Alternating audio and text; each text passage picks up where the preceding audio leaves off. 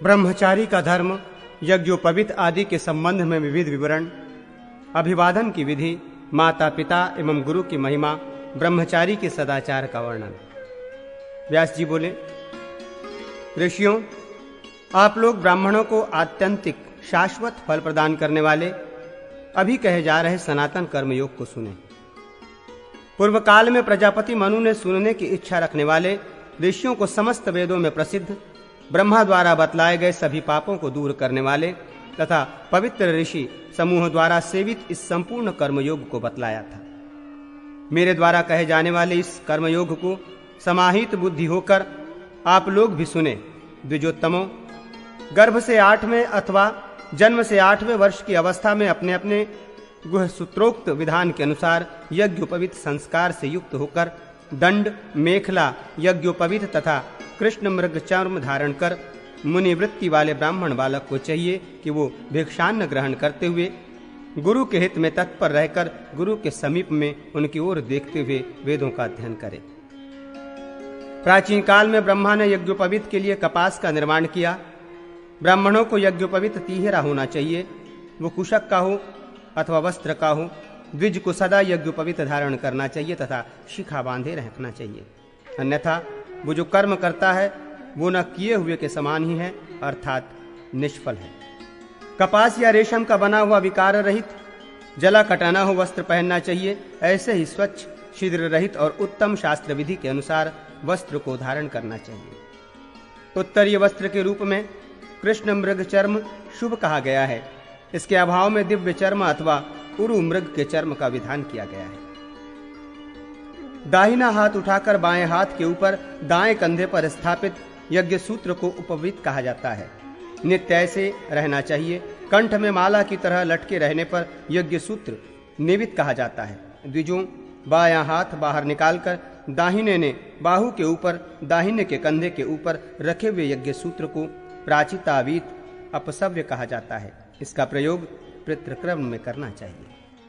यज्ञशाला, गौशाला, होम, जप, स्वाध्याय, भोजन, ब्राह्मणों की सन्निधि, गुरुओं की उपासना, दोनों संध्याओं और साधुओं के समागम, सत्संग के समय नित्य उपवती रहना चाहिए। ये सनातन विधि है। विप्र, वटु की मेखला, मूंज से बनी हुई तिहरी बराबर तथा चिकनी बनानी चाहिए। मूंज के अभाव में कुश की 1 या 3 ग्रंथियों से युक्त मेखला बनानी चाहिए।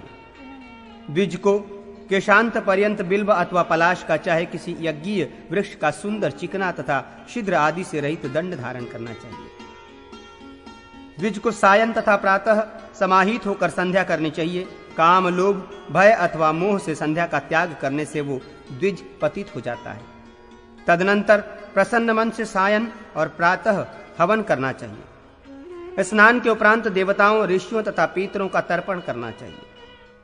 पत्र, पुष्प तथा जल से देवताओं का पूजन करना चाहिए। आयु तथा आरोग्य की प्राप्ति के लिए आलस्य आदि से सर्वथा मुक्त होकर ये मैं अमुक नाम वाला आपको प्रणाम करता हूं, इस प्रकार धर्मपूर्वक वृद्ध जनों का नित्य अभिवादन करना चाहिए। अभिवादन किए जाने पर विप्र को आयुष्मान भव सौम्य अर्थात सौम्य, तुम दीर्घायु हो, इस प्रकार अभिवादन का उत्तर देना चाहिए। उसके नाम के अंतिम स्वर अथवा नाम के अंतिम अक्षर के व्यंजन होने पर ठीक पूर्व के स्वर को लुप्त दीर्घतर स्वर में बोलना चाहिए। जो द्विज अभिवादन करने पर प्रत्यभिवादन अभिवादन का उत्तर नहीं करता, उसका अभिवादन विद्वान को नहीं करना चाहिए, क्योंकि वो शूद्र के समान है। अभिवादन के समय गुरु के चरणों का स्पर्श व्यत्यक्त स्तपाणी होकर करना चाहिए, अर्थात बाएं हाथ से बाएं पैर को और दाहिने हाथ से दाहिने पैर को स्पर्श करना चाहिए। जिससे लौकिक, वैदिक अथवा आध्यात्मिक ज्ञान प्राप्त किया हो, उस गुरु का सर्वप्रथम अभिवादन करना चाहिए। देव पूजन, देवप्रिय, पितृ आदि कर्मों में भिक्षा में प्राप्त जल, पुष्प तथा समिधा अथवा इसी प्रकार के अन्य पदार्थों का ग्रहण प्रयोग नहीं करना चाहिए। मिलने पर ब्राह्मण से उसका कुशल पूछना चाहिए। इसी प्रकार क्षत्रिय से अनामय रोग राहित्य, वैश्य से क्षेम और शूद्र से आरोग्य पूछना चाहिए। उपाध्याय, पिता, ज्येष्ठ भ्राता, राजा, मामा, ससुर, रक्षक, मातामह, पितामह, अपने से श्रेष्ठ वर्ण वाले तथा चाचा, ये लोग गुरु कहे गए हैं। माता, मातामही, गुरुपत्नी, पिता एवं माता की बहन, बुआ एवं मौसी, सास, पितामही तथा श्रेष्ठ धात्री, शैशवावस्था में पालन करने वाली, ये सभी स्त्रियां गुरु हैं। द्विजों, माता और पिता के संबंध में यह गुरु वर्ग कहा गया है, अर्थात माता के पक्ष से तथा पिता के पक्ष से जो लोग श्रेष्ठ कोटि में हैं उन्हें बताया गया है। मन, वाणी और कर्म द्वारा इनकी आज्ञा का पालन करना चाहिए। गुरु को देखते ही आसन से उठ जाना चाहिए और अभिवादन की विधि से उन्हें अभिवादन करना चाहिए। अनंतर उनकी आज्ञा पाकर हाथ जोड़कर सम्मुख बैठना चाहिए, पर इनके साथ एक आसन पर नहीं बैठना चाहिए और अपने लिए व्यक्तिगत स्वार्थ के लिए इनसे विवाद भी नहीं करना चाहिए। प्राण धारण के लिए भी द्वेषवश गुरुजनों से विवाद न करें। अन्य गुणों के विद्यमान रहने पर भी गुरु से द्वेष करने वालों का अधःपतन होता है, अर्थात गुरुद्वेषी के सभी गुण व्यर्थ होते हैं। सभी बताए गए सभी गुरुओं में सभी 5 विशेष रूप से पूजनीय हैं। उनमें प्रथम 3 श्रेष्ठ हैं, उनमें भी माता अधिक पूज्य होती है। उत्पादक पिता, उत्पन्न करने वाली माता, विद्या का उपदेश करने वाले गुरु, बड़े भाई और भरण पोषण करने वाले स्वामी, ये 5 गुरु कहे गए हैं। कल्याण चाहने वाले व्यक्ति को अपने सभी प्रयत्नों के द्वारा प्राणहीन क्यों न त्यागना पड़े, पर इन 5 गुरुओं का विशेष रूप से पूजन आदर करना चाहिए। जब तक माता और पिता ये दोनों निर्विकार हैं, तब तक सब कुछ छोड़कर पुत्र को उनके परायण रहना चाहिए। यदि पुत्र के गुणों, सत्कर्म, निष्ठा, सेवा भाव आदि के कारण पिता माता पुत्र पर प्रसन्न रहते हैं, तो वह पुत्र अपने इस सत्कर्म, निष्ठा आदि कर्म गुणों से संपूर्ण धर्म को प्राप्त कर लेता है, अर्थात यज्ञ, ज्ञान आदि बड़े बड़े से कर्मों से होने वाले सभी पुण्य माता पिता की प्रसन्नता के कारण पुत्र को प्राप्त होते हैं। माता के समान कोई देवता नहीं है, पिता के समान कोई गुरु नहीं है और उनके उपकार का कोई भी प्रत्युपकार नहीं है। उन दोनों अर्थात माता पिता का मन, वाणी तथा कर्म से नित्य ही प्रिय करना चाहिए। मोक्ष साधक कर्मों और नित्य नैमित्तिक कर्मों को छोड़कर बिना उनकी आज्ञा प्राप्त किए दूसरे किसी धर्म का आचरण नहीं करना चाहिए। उनकी सेवा को धर्म का सार और मृत्यु के अनंतर मोक्ष फल देने वाला बताया गया है। उपदेष्टा, गुरु की अच्छी प्रकार आराधना करके अनंतर उनकी आज्ञा से ब्रह्मचर्य आश्रम का परित्याग कर गृहस्थाश्रम स्वीकार करने वाला स्नातक शिष्य विद्या के फल का भोग करता है और मृत्यु के उपरांत स्वर्गलोक प्राप्त करता है, अर्थात अभ्युदय, अहलौकिक उन्नति तथा निश्रेयस पारलौकिक उन्नति दोनों यथावत प्राप्त करता है। जो पितृतुल्य बड़े भाई को मूर्ख समझता है, मरने पर वो उस दोष के कारण घोर नरक प्राप्त करता है। अच्छे मार्ग में स्थित सत्कर्तव्य परायण पुरुष के लिए भरण पोषण करने वाला भर्ता स्वामी सदा पूज्य आदर विशेष के योग्य होता है। उपकार करने के कारण दाता इस लोक में अत्यधिक गौरव प्राप्त करता ही है। जो लोग भर्ता से प्राप्त जीविका के बदले अपने प्राणों तक का परित्याग कर देते हैं, उन्हें अक्षय लोक प्राप्त होते हैं, ऐसा भगवान मनु ने कहा है। अपने से अल्प अवस्था वाले मामा, चाचा, ससुर तथा ऋत्विज के प्रति प्रत्युत्थान पूर्वक आसन से उठकर मैं अमुक नाम वाला हूं, केवल ऐसा ही कहकर अपना सम्मान भाव व्यक्त करना चाहिए। उन्हें अभिवादन विधि से अभिवादन नहीं करना चाहिए। जो अपने से छोटा भी हो, यज्ञादि में दीक्षित पुरुष हो, उसका नाम लेकर नहीं पुकारना चाहिए। धर्मज्ञ पुरुष को भी भवतः अर्थात आप शब्द का प्रयोग करें। इसके दीक्षित के साथ संभाषण करना चाहिए। ऐश्वर्य की अभिलाषा करने वाले क्षत्रियादिकों के लिए ब्राह्मण सदा ही आदर पूर्वक अभिवादन करने योग्य, पूजन करने योग्य तथा सिर से वंदन करने योग्य। विप्र को कभी भी क्षत्रियादि का अभिवादन नहीं करना चाहिए, भले ही वो ज्ञान, कर्म एवं गुणों की दृष्टि से उत्कृष्ट हो। ब्राह्मण को सभी वर्णों के प्रति स्वस्ति अर्थात कल्याण हो, ऐसा कहना चाहिए। यह विधान है। समान वर्णों में कनिष्ठ व्यक्तियों को ज्येष्ठ व्यक्तियों का अभिवादन करना चाहिए। द्विजातियों के गुरु अग्नि और सभी वर्णों के गुरु ब्राह्मण हैं। स्त्रियों के एकमात्र गुरु उनके पति हैं और अतिथि सबका गुरु है। विद्या, कर्म, अवस्था, बंधु तथा 5वां धन, ये सम्मान प्राप्त करने के 5 स्थान कहे गए हैं।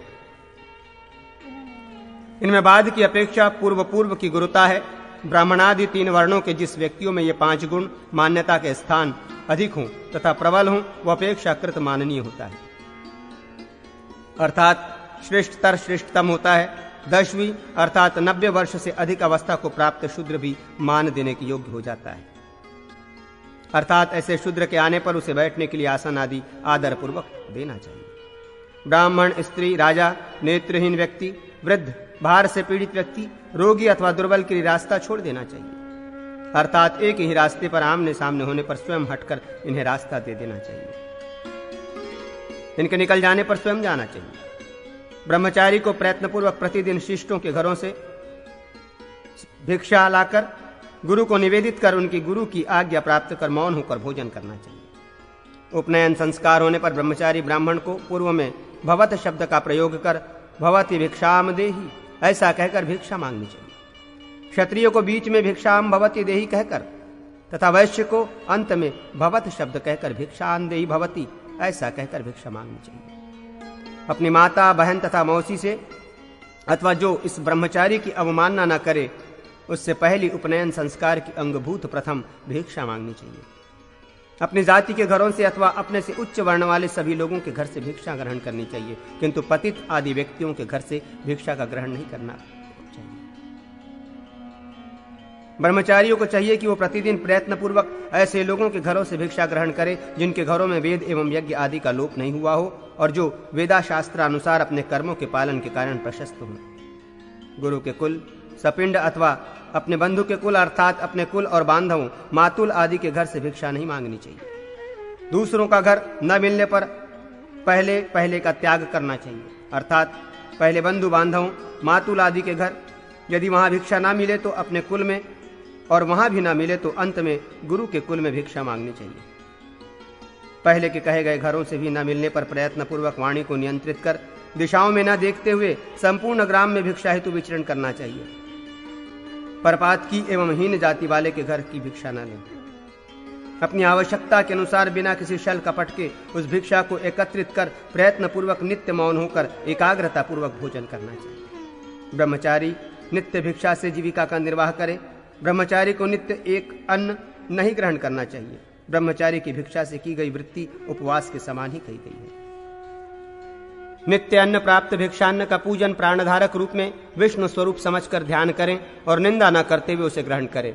भोजन को देखकर हर्षित और प्रसन्न होना चाहिए और सर्वथा उसकी अन्न की प्रशंसा करनी चाहिए। अत्यधिक भोजन करना आरोग्य, आयुष्य, स्वर्ग और पुण्य का नाश करने वाला तथा लोक में अधिक भोजी के रूप में निंदा कराने वाला है, इसलिए अति भोजन का परित्याग करना चाहिए। नित्य पूर्व की ओर मुख करके अथवा सूर्य की ओर मुख करके भोजन करें। उत्तर की ओर मुख कर भोजन न करें, यह सनातन विधि है। दोनों हाथ एवं पांव धोकर भोजन के आरंभ में 2 आचमन करें। पवित्र स्थान पर बैठकर भोजन करने के अंतर पुनः 2 बार आचमन करना चाहिए।